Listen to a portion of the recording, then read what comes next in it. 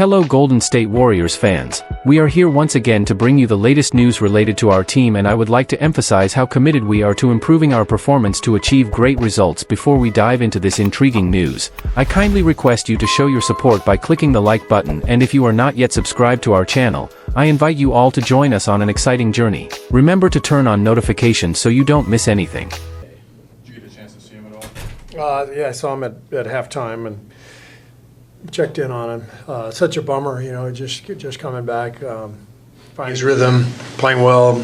So hopefully it's nothing too serious. What did you like the most about his performance? I like the start of the game. We've been talking about getting off to better starts, and we got off to a great start. The offense was pretty crisp, and guys did a good job defensively. They missed some shots early that it's kind of the nature of the modern NBA game.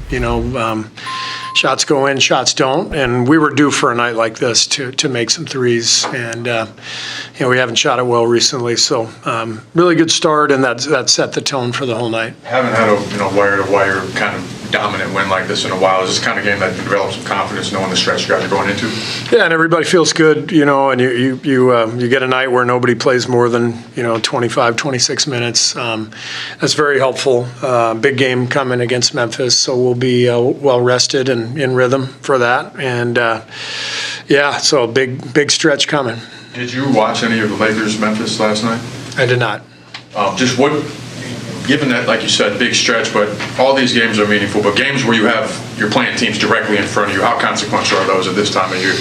Yeah, I mean, if we can beat Memphis, we get the tiebreaker over them. That's huge. We're right there with the Clippers, and Lakers are only a couple ahead. We got them after, so it's quite a race going down the stretch. And we have a difficult schedule. Our last 8 games are pretty tough, so we're going to have to continue to play well. But tonight was a really good effort, and it's good momentum builder. If Jonathan does have to miss time, we presume that would mean more minutes for Guy, like we saw it. Yeah. Just how steady has he been these last couple months? Guy's our highest plus-minus guy on the year, and obviously he doesn't play a ton, but he plays a really important role. He comes in and he gets offensive boards, and he moves the ball, and he plays with great energy.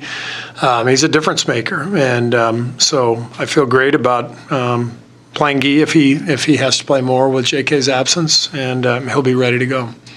Games like this can offer opportunities for your bench. What did you see from your bench tonight that impressed you? Just a lot of solid play, a lot of good connection. Nobody, really had a monster game. Buddy had a big second half, but it was more just the overall team effort. 42 assists, 13 turnovers. Those are great numbers, and that's just everybody coming in off the bench and playing solidly. You've had a relationship with Coach Pop. You've been able to see his mentorship up close, and now that his future is uncertain, have you been able to speak to him or have any conversations with him? Yeah, we've stayed in touch. I went and saw him today, and he looks great, doing great, and he's one of the most important people in my life. So hoping that everything continues to progress, and but it was wonderful to see him. The Spurs kind of have had a challenging season without Coach Pop. How difficult do you think it is for a young team to navigate without that type of leadership? Yeah, I mean, it's Pop has basically been, the leader of the franchise for 26, 27 years, whatever it is. And that's a huge loss. I think their coaching staff with Mitch, they're doing a great job, and they have stayed competitive. Tonight was a one-off. This was not indicative of how they've been playing. So they're hanging tough. But with the injury to Wemby and Pop's absence, there's been a lot of adversity for them this year. Thank you.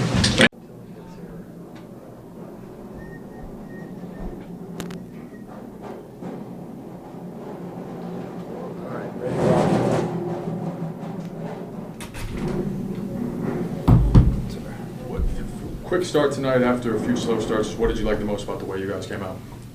I think we were just conscientious of our start. Coach challenged us yesterday.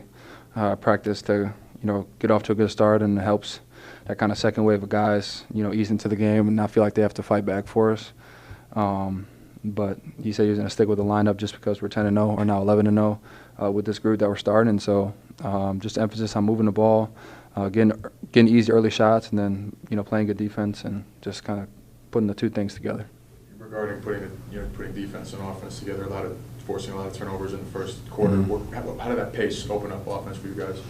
Yeah, I think defensively, we understand how good of a ball screen player Chris is and how much better Stefan's getting in the ball screen. And so by us switching just 1 through 5, we tried to make them play a little bit more stagnant and have to beat us one-on-one. And I think to start the game, we did a really good job of keeping our man in front. And so that led up to run-outs, a couple easy ones for Jimmy early. And so I think, like you said, we put both together.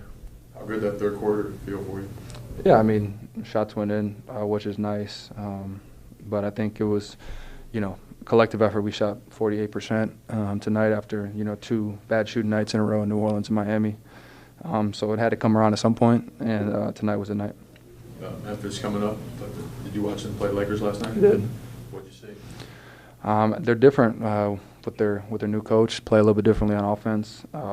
Obviously, it was a good thing for us that the Lakers won because we have the tiebreaker, at least right now, with the Grizzlies, and so putting them down a game. They can lose against Boston, and then we can beat them. That'll put us in the 5 spot. And so just excited to play against them, another opportunity. And the good thing about our schedule, we play everybody else above us except OKC. How was it seeing Loon knock down a 3? It was amazing. We've been joking with him all year to shoot the 3. And so to see him work on it when he plays 3-on-3 with the Stay Ready group and for him to knock that down was pretty cool. Talk to me about that 3. Oh. It's been about time I got one up. Steve finally drew a play for me, so I had to shoot it. Yeah, he drew it up for me, so he asked me did I want one. I said yeah, so I got one. How did it feel to see the bench react? I didn't get to see it yet. I didn't want to look. I want to act like I've been there before. So, but it was fun to get a. I worked hard enough on it all summer, man. I was planning on shooting more this year, but you know how the game goes. But I was finally able to get one up, and I made it, so that's all that matters. What did you like most about this performance? Just 2 ways. That we had a game plan. We stuck to it. We was able to execute. Start the game off. We started off 1 through 5. It's not our normal defense. We was able to, have a game plan, go out there, execute, and do it for a whole 48 minutes. So, we got to keep building on that. Keep building the momentum. We had a good rhythm out there. We just want to keep building. What kind of, seeing the shots going right? You guys have been struggling from deep a little bit, but collectively seeing shots go in like they did tonight, what kind of confidence does that give you moving forward? It just gives us a lot of confidence. We had confidence going into the game. We just, we just missing the shots. We just had to get back on the right path. We was playing the right way. The ball was moving. I think we had pretty much a low turnover game. So at least it felt like it. We only had 12. So that was good, and we was playing the right way. The ball was moving. We set better screens today, and our shooters made shots. And that's going to vary from game to game. But if we play the right way and play with the right intent, I think we'll be in a good spot. Memphis next, they're right above you guys in the standings, and then obviously Lakers, Denver. After that, team's right ahead of you in the standings. Mm-hmm. How consequential are games like that against teams where you have a direct opportunity to make up ground in the standings? Yeah, we know every game we've been playing has been important probably for the last, 20 games. So in these last 7, 8, it's going to be just as important. We know the opportunity that we have in front of us. We got to make sure we can capitalize. Each game's going to be difficult, definitely playing on the road. And those teams know it's going to be a big game as well. So it's going to be a lot of fun, and it's a chance for us to grow. It's a chance for us to gain some ground, and so it should be a fun games. Yes, go Bruins! Shout out to Coach Corey. I know she's been there a long time, and get that team to the Final Four. I was cheering real hard. I got to see some of them girls work out this summer, so to see their growth and their maturity, it's a lot of fun. So I can't hope they can bring it home. Good. Warriors set season high with 148 points in dominant 42-point win over Spurs. In a thrilling display of basketball, the Golden State Warriors shattered their season scoring record with an impressive 148-106 victory over the San Antonio Spurs on Sunday. Brandon Podziemski was the star of the night, netting 27 points and hitting a career-best 7 3-pointers, leading a stunning 18-0 run that showcased the Warriors' offensive prowess. At one point, The Warriors held a staggering 47-point lead and surpassed 40 points in 2 different quarters, marking their highest scoring game of the season. Their efficiency was remarkable, shooting 58.9% from the field, 50% from beyond the arc, and dishing out 42 assists on 56 field goals. As a cherry on top, Kevon Looney knocked down his first three-pointer of the season, electrifying the crowd. Fast start and early dominance. From the outset, the Warriors were relentless, attacking the basket early and often, converting 7 of their first 9 field goals. Jimmy Butler III ignited the offense with 2 thunderous dunks and a slick alley-oop finish. Podziemski, who assisted on Butler's alley-oop, displayed his skill with a crafty layup after faking out Spurs forward Devin Vassell. Podziemski also fed Quinton Post for a buzzer-beater layup that capped off the Warriors' highest-scoring first quarter of the year. A staggering half of their 44 points in that quarter came from inside the paint, contributing to an astonishing 71% shooting efficiency. Moody and Podziemski ignite explosive third quarter. The third quarter saw Moses Moody come out firing, racking up 11 points in just 4 minutes, hitting all 3 of his three-point attempts. Podziemski then took the spotlight, adding 14 points and nailing all 4 of his three-point attempts in a 6-minute stretch. 12 of those points came during an electrifying 18-0 run that stretched the Warriors' lead to 39. Once again, the team exceeded 40 points in a quarter, finishing strong against the Spurs. Moody ended the night with 20 points, 3 rebounds, 3 assists, and 3 steals, posting a +21 rating in just 25 minutes. Meanwhile, Podziemski led all scorers with his 27 points, along with 6 rebounds and 5 assists, showcasing a +22 rating in 27 minutes. Record steals and defensive tenacity. The Warriors' defense shined bright as well, recording a season-high 17 steals and converting 21 Spurs turnovers into 34 points. Their relentless pressure resulted in a staggering 34-7 advantage in fast break points.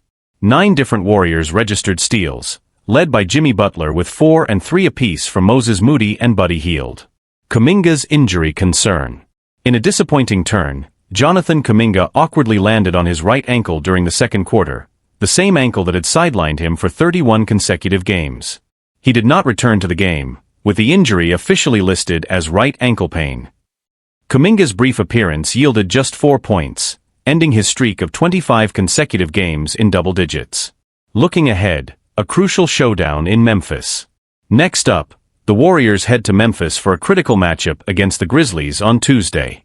The Dubs are just 1 game behind the Grizzlies in the standings and have a chance to secure the tiebreaker with a victory. With the playoffs on the horizon, this game could prove pivotal for their postseason positioning. Anticipation builds for the Grizzlies showdown. As the Warriors gear up for their encounter with the Memphis Grizzlies, the stakes couldn't be higher. This game not only offers a chance to solidify their position in the playoff race, but also serves as a crucial test for the team's newfound chemistry and resilience. The buzz surrounding the team is palpable, with fans and analysts eager to see if Podziemski and Moody can replicate their stellar performances against a formidable opponent. Kerr's tactical adjustments. Steve Kerr's strategic acumen will be put to the test as he prepares to face the Grizzlies, known for their tough defense and physical play. Kerr will likely emphasize quick ball movement and spacing to exploit any defensive mismatches. Expect to see a greater focus on utilizing Curry and Butler in off-ball actions to create open looks for Podziemski and Moody. The success of these young players could hinge on their ability to read the game and make quick decisions under pressure. Moody and Podziemski, key to success. The confidence gained from their recent success will be vital for both Moody and Podziemski as they head into this high-stakes matchup. Moody's ability to attack the rim and create opportunities for himself and his teammates could be a game-changer, especially against a Grizzlies team that can struggle with perimeter defense. Meanwhile, Podziemski's sharp shooting and playmaking will be essential in stretching the floor and keeping the Grizzlies' defense on its toes. Impact of Kuminga's absence. Jonathan Kuminga's injury adds another layer of complexity for the Warriors. His versatility and defensive prowess are critical, especially against a physical team like Memphis. While the team hopes for a quick recovery, the coaching staff may need to adjust their rotations to account for his absence. Players like Hield and Gary Payton II will need to step up and fill the void, adding depth to the lineup. Playoff picture tightens. With just a handful of games left in the regular season, the playoff picture is becoming increasingly competitive. The Warriors' recent surge has them back in the hunt for a higher seed, but they'll need to maintain their momentum against tough opponents. A win against the Grizzlies would not only give them the tiebreaker advantage, but also boost their confidence as they head into the playoffs. Fan and media excitement. The excitement among fans is at an all-time high, with social media buzzing about the Warriors' performance and their prospects for the postseason. Analysts are increasingly optimistic, highlighting the potential of a young core that complements the season's stars. The narrative is shifting, showcasing a Warriors team that is not just reliant on Curry, but is evolving into a well-rounded unit capable of contending for a title. Final thoughts. As the Warriors prepare to face the Grizzlies, all eyes will be on how they adapt and rise to the occasion. With their sights set on the playoffs, this game is more than just a matchup, it's an opportunity to solidify their identity as a contender.